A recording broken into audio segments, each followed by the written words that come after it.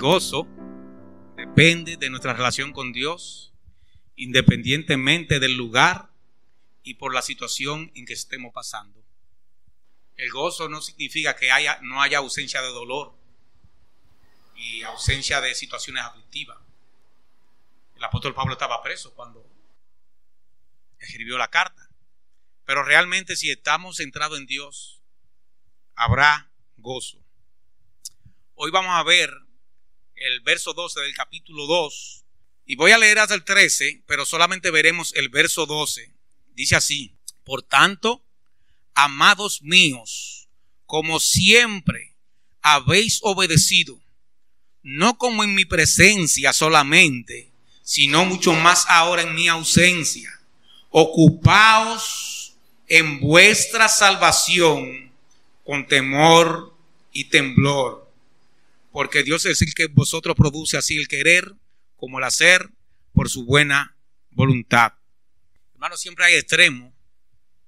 Cuando estudiamos la doctrina de la Biblia y no se estudia bajo la guía del Espíritu Santo, podemos caer en un extremo. Debemos pedirle a Dios que nos ayude a ver qué es lo que Dios hace en nosotros y qué nos corresponde a nosotros. Antes de empezar a exponer la palabra, vamos a pedirle a Dios en oración que nos ayude. Oremos.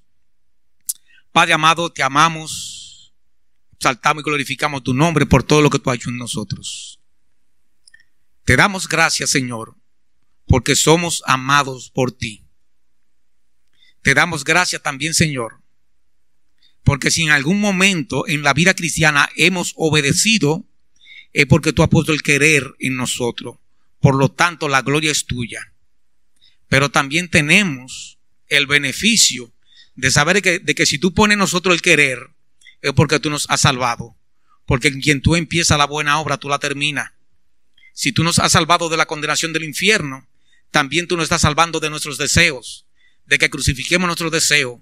Tú pones el querer para que nosotros nos ocupemos con temor y temblor en aquello que tú nos has dado. Guíanos en este estudio. Ayúdanos a darte toda gloria y toda honra. Edifica a tu pueblo y salva todavía a aquellos que no te conocen. En Jesucristo oramos. Amén. Bien, hermanos, como una introducción, desde que la iglesia nació, ha sido un punto de discusión el tema de la soberanía de Dios y la responsabilidad humana. Siempre se ha discutido sobre eso. Y algunos han caído en un extremo y otros han caído en otro extremo. Y nosotros preguntamos, a manera de introducción, ¿es la vida cristiana un asunto de confianza pasiva o de una obediencia activa? Seguimos preguntando. Cuando se invita a una persona a creer en Cristo, ¿él es responsable de creer? Aunque él está muerto en delitos y pecados, ¿él es responsable de tomar una decisión? Él está muerto en delitos y pecados, pero dice la palabra que si él no recibe, él es condenado. Entonces, ¿en qué sentido está muerto? Hay personas que dicen que el hombre no tiene responsabilidad de dar una respuesta cuando se le invita a salvación porque él está muerto. Y hay mucha escuela teológica que tiene su esquema de pensamiento. Por ejemplo, hay una escuela que se llama hipercalvinismo que dice que el hombre no es responsable delante de Dios. Porque Dios predestinó. El hombre no es responsable. Pero el problema es que Dios manda a todos los hombres que se arrepientan. Que Dios manda, no el hombre. Dios lo manda. Y el hombre tiene que dar una respuesta. Pero ¿qué más ellos siguen diciendo? Que Dios es el autor del pecado. Por supuesto, no citan un texto. Supuestamente una posición teológica, pero para mí una posición filosófica. Porque de la Biblia no sale. No tiene Dios por ninguna parte. Ellos mencionan a Dios, pero no tienen a Dios por ninguna parte. Siguen diciendo que los elegidos como son elegidos, pueden hasta vivir en pecados. Usted oye esa expresión por ahí, salvo siempre salvo, independientemente de cómo viva. Nosotros decimos salvo siempre salvo, siempre y cuando se obedezca a Dios. Siempre y cuando se obedezca a Dios. Cuando Dios nos salva de la condenación del infierno, también nos salva de nuestra vana manera de vivir. Dios no solamente nos salva de la condenación del infierno, Dios nos salva de querer caminar en la misma corriente que camina este mundo. Es de un todo que Él nos salva. Nos salva del mundo. Ellos siguen diciendo que es hasta pecaminoso evangelizar porque Dios ya predestinó. Ahora una pregunta. Si Dios manda a todos los hombres que se arrepientan, eso está claro. ¿Quiénes predican eso? Los evangélicos. Los evangélicos tienen que salir a predicar, tienen que salir a evangelizar, y el impío está en la obligación de oír y tomar una decisión. Mi tema no es por ahí exactamente hoy. No voy a hablar de soteriología en sí, sino de lo que dice el verso 12, de que debemos de cuidar nuestra salvación, ocuparnos de ella. Es el mandamiento, y luego dice la manera del mandamiento, con temor y temblor. Y creo que el mandamiento está porque hay muchos cristianos que están relajando con este asunto, que están relajando con el pecado, que están viviendo como una vida liviana, como que, bueno, Dios me salvó y la salvación no se pierde. Si eso es verdad, la salvación no se pierde, pero no se pierde el que la tiene. Y el que la tiene que evidenciar que la tiene por su manera de vivir.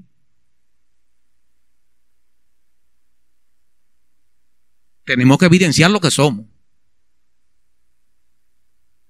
Dios nos ha salvado para andar en santidad. Es una marca de la fe.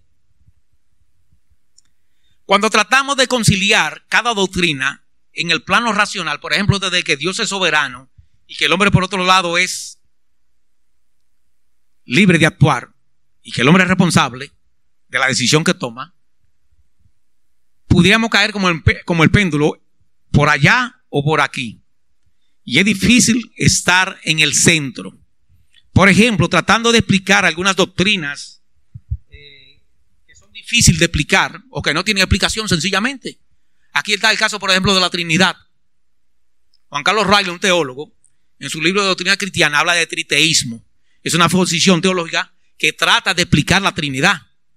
Pero ¿cómo usted va a explicar lo que no tiene explicación? Porque el mismo apóstol Pablo dice, grande es este misterio. Dios fue justificado en carne y manifestado en espíritu. Hermano, ¿qué es un misterio? Algo que no se conoce. Pero no solamente es un misterio. Pablo dice que ese misterio es grande. Macro mysterium. No tiene explicación. Pero hay evangélicos que insisten en explicar lo que Dios no ha explicado. Y entonces terminan diciendo una tontería. No podemos buscar un ejemplo que explique la Trinidad, porque si lo buscamos, estamos dando a entender que entendemos el tema, y el tema no se entiende. Como decíamos en una ocasión, Cristo le dijo a Nicodemo, Nicodemo, el Hijo del Hombre está en el cielo, pero yo ahora estoy hablando contigo. No hay explicación, es un asunto de fe. En ese sentido también los gnósticos, queriendo explicar la persona de Cristo, empezaron a decir muchísimas tonterías. Hay un grupo que empezó a decir que Cristo era Dios, pero que cuando fue a la cruz a morir, el Espíritu de Cristo salió y que el que murió fue Jesús, que Cristo no murió. Que el Cristo preexistente lo abandonó y que el único que murió fue Jesucristo. Y así cada escuela traía una filosofía diferente, tratando de explicar lo que no podemos explicar. En ese sentido, voy a citar la teología de Harrison, y aparece un teólogo llamado Geoffrey Bromiley, Y él empieza a hablar de una posición teológica que se llama quietismo. Quietismo, de estar quieto. El quietismo fue un movimiento místico surgido en el siglo XVII en el seno de la Iglesia Católica, especialmente en Francia, España e Italia. Y con respecto a la santificación, el quietismo enseñaba que el creyente no tiene responsabilidad en la santificación. No tiene por qué estar buscando nada con relación a esto. Y fue propuesto por un sacerdote católico llamado Miguel de Molinos. O sea, esa escuela nace dentro de la Iglesia Católica o dentro del catolicismo, pero el catolicismo lo rechazó. El quietismo ignora lo atractivo del cielo y la desgracia del infierno. Y en 1685, Molinos, o sea, Miguel de Molinos, es apresado y condenado por la Inquisición, precisamente, y prohibida su obra por Inocencio XI, y esto porque el Vaticano condenaba a todo aquel que no afinara con ellos. En la santificación, el quietista o el quietismo enseña que la actitud del creyente debe de ser pasiva. Usted no debe tratar de ser santo. No le dé mente a eso. No mortifique su carne. Dicen ellos, tratar de luchar contra el pecado y de ser disciplinado para producir buenas obras es inútil, poco espiritual y hasta imprudente. ¿Por qué usted afana con lo que usted sabe que usted va a fracasar? ¿Usted sabe que usted va a pecar? Ajá, pero tú sabes que te va a morir. ¿Por qué va al médico? Charlatancito. Por otro lado, es un extremo, con relación a la responsabilidad humana estamos hablando. Por otro lado, no solamente está el quietismo, también hay otra posición teológica que se llama pietismo. ¿Y qué es el pietismo? También es otro movimiento de avivamiento espiritual dentro de los luteranos y fundado por un pastor llamado Philip Jacob Spencer en el siglo XVII y que se desarrolló en el siglo XVIII. Los pietistas son celosos de la búsqueda de la pureza doctrinal y les gusta andar en santidad, son muy moralistas. Surgieron en Alemania en el siglo XVII como consecuencia de una ortodoxia muerta dentro de las iglesias protestantes. Los pietistas le dan mucha importancia a la vida santa. De hecho, Juan Wesley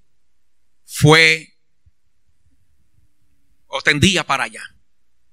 Era muy legalista, a un punto tal que sus hijos sufrieron mucho. Pero no vamos a juntar sobre eso, porque no vamos a hablar de una biografía de él. Ahora el punto es el siguiente. Ocupaos en vuestra salvación con temor y temblor. El mandamiento está para la iglesia. Tanto el quietismo, nada hago, como el pietismo, hago todo, es un desbalance de la doctrina bíblica.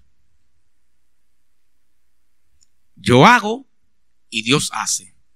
Yo tengo una responsabilidad y Dios también actúa. Yo quiero que veamos dos textos que hablan de lo que queremos decir.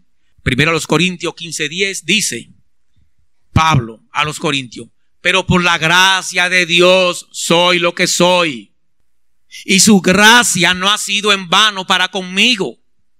Antes he trabajado más que todos ellos, hablando de los otros apóstoles.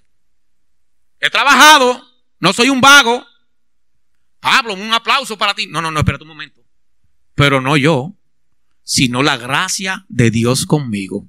Las dos cosas. Yo trabajo, pero Dios es el motor de arranque. Todo lo que hago que merece un aplauso, hay que dárselo a Dios, porque Él es el que pone el querer como el hacer. Estamos viendo las dos cosas: la responsabilidad humana y la soberanía de Dios actuando. Colosenses capítulo 1, versos 28 y 29.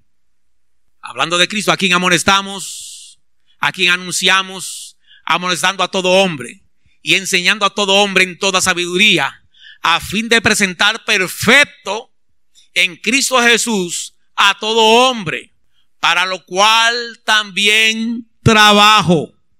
¿Y cómo tú trabajas?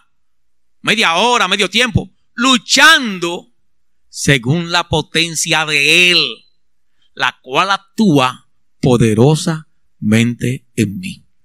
Vemos el balance de la doctrina. El apóstol trabajando porque Dios está trabajando en él. La gloria siempre es de Dios. Si usted en algún momento triunfó sobre un pecado, usted sabe muy bien que la gloria es de Dios, que Él es quien pone el querer. El impío no lucha contra el pecado porque no quiere ni tampoco puede. Si usted un día luchó contra el pecado, ese querer lo puso Dios. Y si venció, el poder también miró de Dios. Entonces la gloria termina siendo de Dios. Ahora una pregunta. Lo que el texto nos dice no solo que nos ocupemos en nuestra salvación, es el mandato. Y la manera con temor y temblor, no de una manera relajada. Ahora preguntamos entonces, ¿y cómo nos ocupamos de nuestra salvación con temor y temblor? Número 1, abrazando el ejemplo de Cristo. ¿Y cuál es el ejemplo de Cristo? Vamos al verso 12. Dice así: por tanto, amados míos, como siempre habéis obedecido, no como en mi presencia solamente, sino mucho más en mi ausencia, ocupaos en vuestra salvación con temor y temblor. ¿Cómo hacerlo? Imitando a Cristo. ¿Dónde lo vemos? La expresión por tanto. ¿Qué es por tanto? Es una traducción, o es la traducción de la partícula griega hoste, que se emplea para extraer una conclusión a partir de otra declaración anterior. Por ejemplo, si vamos al capítulo 2, desde el 5 en adelante, mira lo que empieza diciendo, para luego llegar al 12. Haya pues en vosotros este sentir que hubo también en Cristo Jesús, el cual siendo en forma de Dios no estimó ser igual a Dios como cosa que aferrarse, sino que se despojó a sí mismo. Todo el tiempo está hablando de Cristo.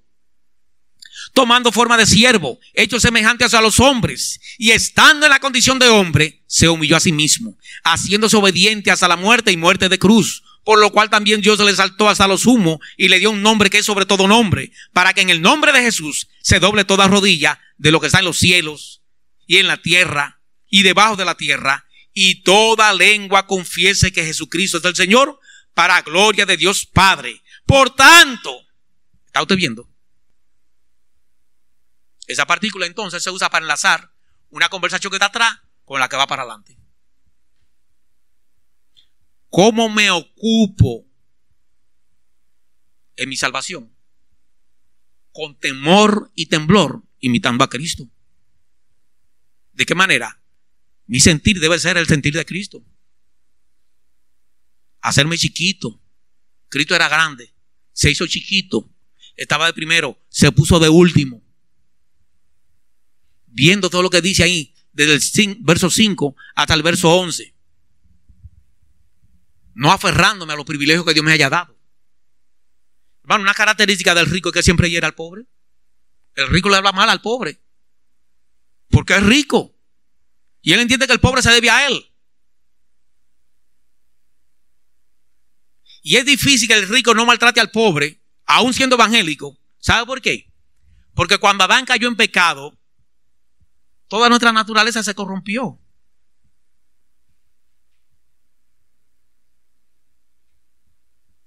Pablo nos manda que tengamos el mismo sentir que tiene Cristo. Pregunta otra vez: ¿cómo ocuparnos de nuestra salvación? Con temor y temblor. Número 2, abrazando la verdad de que somos amados. Mira el verso 12 otra vez, que es el único verso que vamos a ver. Por lo tanto, amados míos, amados hermanos, es una gran bendición saber que somos amados por Dios. Cuando usted duda de su salvación, si duda un día, y te dice, no, pero es que Dios me ama. Hermano que está aquí, ¿qué es lo que tú no harías por un hijo tuyo? Si hay una cosa que batalla en nuestra vida en cuanto a idolatría, es que el amor que tenemos por nuestros hijos compite con nuestro amor por Dios. Y la Biblia dice que tenemos que amar a Dios por encima de nuestros hijos.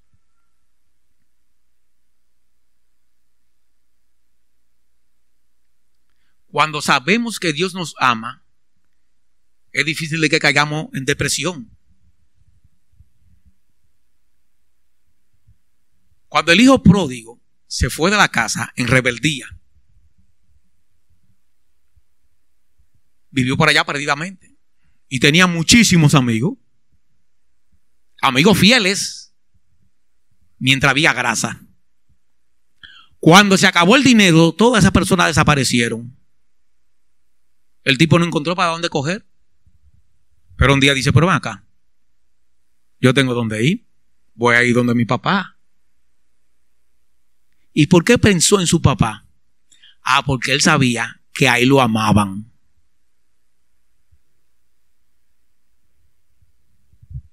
Por ahí hay un muchacho que ustedes conocen que se llama Jonathan. ¿A quién usted cree que él llama cuando está apretado? ¿A quién usted cree que él llama? A su papá. Es a ese que llama. Y cuando un niño se va apretado, que un perro le cae atrás, ¿para dónde se manda? Para donde su papá o su mamá. Para donde él sabe que le ha amado. Usted saber que es amado por Dios, el diablo no va a tener mucha vida con usted, aunque usted caiga en pecado. Porque usted sabe que esa relación no se destruye porque haya un pecado por el medio. La relación se puede afectar y puede haber disciplina, pero ese amor es inquebrantable. Nosotros servimos al Señor. Nosotros servimos a un Señor lleno de gracia y de perdón. Hermanos, desde que nosotros nos levantamos estamos pecando. Yo le pregunto a usted, ¿qué es lo primero que usted hace por la mañana? Usted diría, bueno, que yo voy al baño y me cepillo. Ajá. ¿Y para qué usted se cepilla? Porque puedo tener mal aliento y no quiero que la gente... Bueno, pues ya eso es pecado. Porque tú te estás cepillando centrado en ti, tú no quieres que se hable mal de ti. Y la Biblia dice que sea que comamos o que bebamos, hacerlo para la gloria de Dios. O sea que si tú te cepillas y tú no estás pensando en la gloria de Dios, tú estás pecando. Desde que nos levantamos hasta que nos acostamos, estamos pecando. Pero tenemos un Dios lleno de gracia, dispuesto siempre a restaurarnos cada vez que caigamos en pecado. Pregunta de nuevo, ¿cómo nos ocupamos de nuestra salvación con temor y temblor? Número 3, abrazando la obediencia. Mira el verso 12 nuevamente. Dice así: por tanto, ya lo vimos, amados míos, como siempre habéis obedecido. Una manera de ocuparnos con temblor y temblor de nuestra salvación es obedeciendo. Obedeciendo. Ya dijimos que el hipercalvinismo es una posición más filosófica que teológica. Hay que obedecer. De hecho, Dios nos salvó para obedecer. Hay dos tipos de personas. Hay hombres que le llaman hijos de ira o de desobediencia, y hay otros que le llaman hijos de obediencia. Dios nos salvó para obedecer. De manera que cuando obedecemos, estamos evidenciando que tenemos el arrepentimiento que salva. No será una obediencia absoluta, pero habrá obediencia. Como la obediencia de nuestros hijos. La obediencia de nuestros hijos no es absoluta, pero ellos obedecen. Y tienen un respeto por nosotros que no es el respeto que tienen por las demás personas. La palabra obedecido, upakúo, se deriva de la palabra acústica y significa ponerse bajo lo que se ha dicho y por lo tanto someterse y obedecer. ¿Qué es lo que Pablo está diciendo? Que ellos siempre habían obedecido. Nosotros, en nuestro pecado, cuando no nos están observando, a veces no obedecemos. Lo dije en una ocasión. La primera vez que mi hijo iba a salir solo, con la edad de 12 años, en un retiro del colegio, estamos discutiendo mi esposa y yo si le damos permiso. Y a lo último decidimos que sí. Bueno, pues yo lo llevo a la UAS, al colegio, y lo dejo ahí, muchacho serio, evangélico full, y me voy. Pero me mando corriendo en el carro y doy la vuelta para observarlo de lejos. Y cuando lo estoy chequeando de lejos, ya no lo veo porque veo un muchacho con los pantalones por aquí y caminando como una cosa rara. Entonces me voy por allá para verlo por adelante lo veo con una gafita. Digo, no, pero este no es el hijo mío. No, ese mismo era. Digo, míralo allá el hombre. Evangélico en la iglesia, pero aquí en la calle no. Hay muchos que son así. Que mientras están donde todo el mundo lo ve, son una cosa. Y cuando están lejos de sus hermanos o lejos de Dios, son otra cosa. Pablo le está diciendo a los filipenses que ellos siempre han obedecido. Y lo hemos dicho en muchas ocasiones, hermanos. ¿Qué nosotros somos? Nosotros somos lo que somos cuando nadie nos está observando. Eso es lo que usted es. Yo no soy lo que soy cuando estoy aquí. Yo soy lo que yo soy cuando nadie me está observando.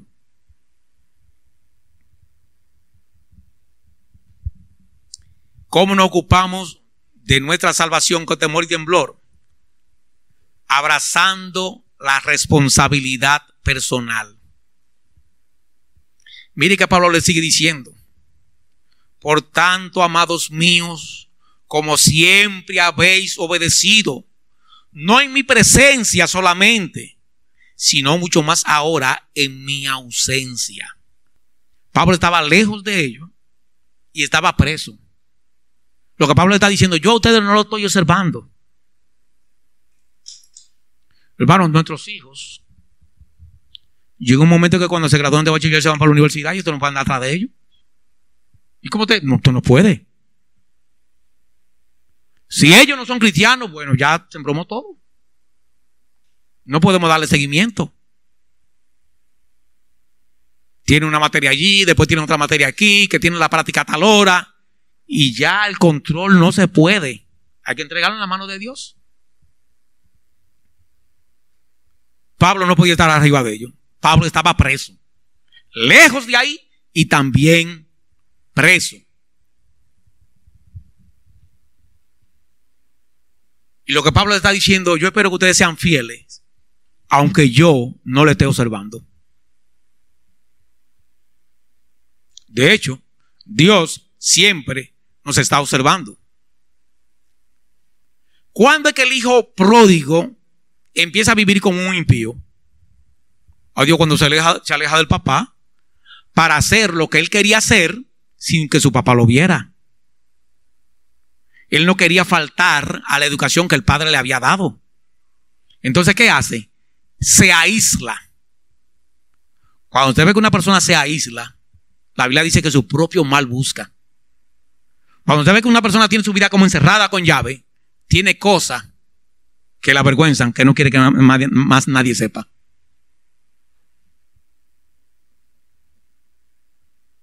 Él se alejó, se aisló para darle rienda suelta a los apetitos de su corazón. El aislamiento es una característica de todos aquellos que andan en tiniebla o que quieren andar en tinieblas. 5. ¿Cómo ocuparnos de nuestra salvación con temor y temblor? Viviendo la vida con seriedad. ¿Y qué es eso, seriedad? Bueno, ahí dice, con temor y temblor. Yo no creo que eso merezca mucha explicación. ¿Cómo vivir la vida cristiana? Con temor y temblor. Amados hermanos, si hay algo que en este país está relajado, es el evangelio. Increíblemente relajado. Los programas de televisión, cuando lo van a empezar, primero llaman a un pastor para que oren. Y ahí empieza un pastor a orar con mucho poder. Inmediatamente termina de orar, sale una mujer en cuera bailando.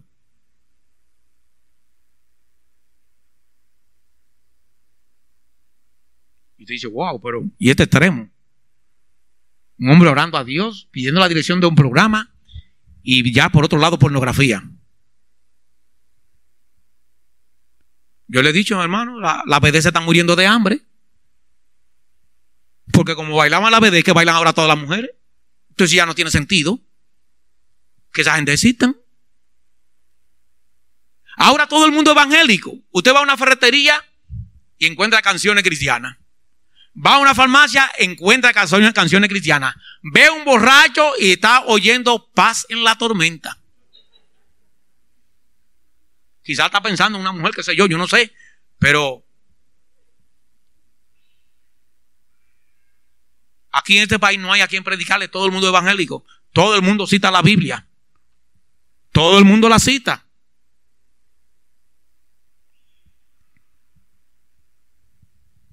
Pablo dice, tú eres salvo. Ocúpate en tu salvación. Y hazlo con temor y con temblor. Dios no va a pasar por alto la manera como vivimos. Nosotros tenemos el ejemplo de David. Nosotros tenemos todos los ejemplos en la Biblia. El pueblo que salió de Egipto liberado no entró a Canaán. Solamente Josué y Caleb entraron. De todas esas personas, la iglesia católica ellos creen que son cristianos. Los adventistas creen que son cristianos. Los Mita en Aarón, una desviación del pentecostalismo, creen que son cristianos. Pero los Mita en Aarón, un movimiento que dice que Mita, que murió, que era líder, el espíritu de Mita está en Aarón. El evangelio de la prosperidad, otra desviación del pentecostalismo, ellos creen que son cristianos. Ese movimiento que hay hoy, muchos profetas y apóstoles, ellos de verdad creen que son cristianos. Y hablan de que tienen el poder de Dios. Vivimos en un país donde todo el mundo cree que es cristiano. La palabra temor, phobos, describe terror e intimidación, así como un temor reverencial. Y la palabra temblor viene de tromos, que se refiere a sacudir. Y viene de la raíz tremo, que significa temblar, estremecer y temer, según la concordancia de Strong. Es que cuide con temblor. Eso es lo que está diciendo la palabra.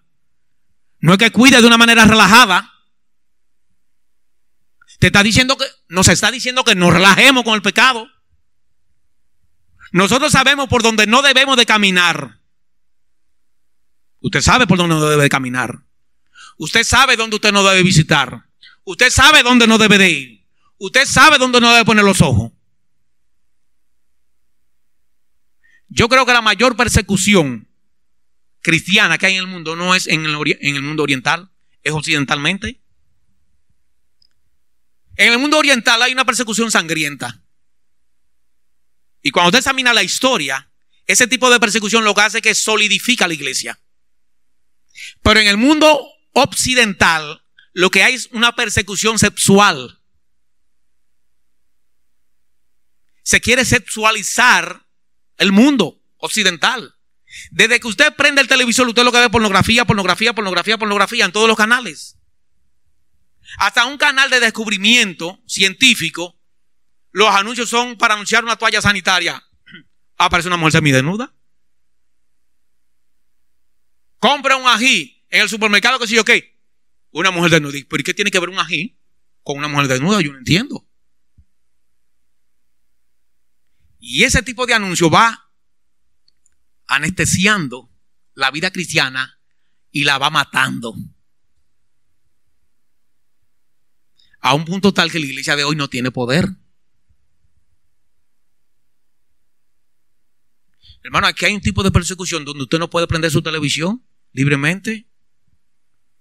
Porque desde que usted la prende, usted siente la tensión. Y pena de aquel que si no la siente esa tensión. Pues eso quiere decir ya que usted se murió. Ya usted se murió. Es una persecución sexual lo que hay en el mundo occidental. Y la iglesia está muerta. El otro tipo de persecución que es sangrienta lo que hace es que solidifica la iglesia y la desarrolla. Y eso lo ha demostrado la historia. Pero en el mundo occidental, mire lo que ha pasado. Los presbiterianos están divididos en 4 grupos. Y los 4 están apoyando el movimiento de la homosexualidad. El luteranismo está apoyando el movimiento de la homosexualidad. El movimiento episcopal también, que es reformado, también. No hay una denominación que no esté apoyando esa cuestión. Y todavía son entrados de lleno. La sexualización ha matado el mundo occidental. Ahora bien, de nuevo, nos dice que nos ocupemos de la salvación con temor y temblor. Mire lo que dice Isaías 66:2. Dice: mi mano hizo todas estas cosas, y así todas estas cosas fueron, dice Jehová. Pero miraré a aquel que es pobre y humilde de espíritu y tiembla mi palabra. Una pregunta. ¿Y los ojos de Dios no están sobre todos los hombres? Sí. ¿Y por qué dice que solamente va a mirar a esa persona? Bueno, la palabra miraré es una expresión de que va a mirar con un afecto, con gracia o con compromiso. Miraré a aquel que es pobre y humilde de espíritu y que tiembla a mi palabra. Una persona que lee la palabra y que su corazón queda atrapado por ella. A ese que él mira. Una persona que lee la palabra y trata de vivir ese día de acuerdo a lo que Dios le dijo. Es con esa persona que Dios está diciendo que él tiene un compromiso. A ese y solamente a ese, y que él va a ver de una manera especial. Eso es lo que el texto está diciendo. El libro de Santiago dice que los demonios creen y tiemblan. Esos ángeles que estuvieron en el cielo, que fueron sacados de allá arriba, sabiendo lo que es Dios, dice Santiago, por revelación divina, que ellos, observando la doctrina de Dios, tiemblan. O sea que en el ejemplo de ellos vemos que esto es un asunto serio. Entonces la exhortación es, amados hermanos, a la visita que está con nosotros, le decimos: ustedes están libres de ese mandamiento. Ustedes no tienen que ocuparse de su salvación porque ustedes no la tienen. Lo primero que tienen que hacer es entregar su vida a Jesucristo, arrepentirse de sus pecados. Y una vez ya que ustedes obtienen la salvación, entonces el mandamiento también es para ustedes. Les exhortamos a que piensen. Vamos ahora. Padre, te damos gracias por todos los inconvenientes. Gracias porque se fue la luz. Y gracias porque ahora viene. Gracias, Señor, porque todo tiene un propósito. Señor, tú nos has dado el mandamiento de ocuparnos con temor y temblor en nuestra salvación. Te confesamos que en muchos momentos de nuestra vida hemos actuado ligeramente, andando por donde no debemos, mirando lo que no debemos, hablando lo que no debemos y oyendo lo que no debemos. Te pedimos perdón, pero también te rogamos que tú nos ayudes a ocuparnos de ella de tal manera que el mundo pueda ver el atractivo del Evangelio, observando las virtudes que tú traes a nuestra vida. En Jesucristo te lo pedimos. Amén.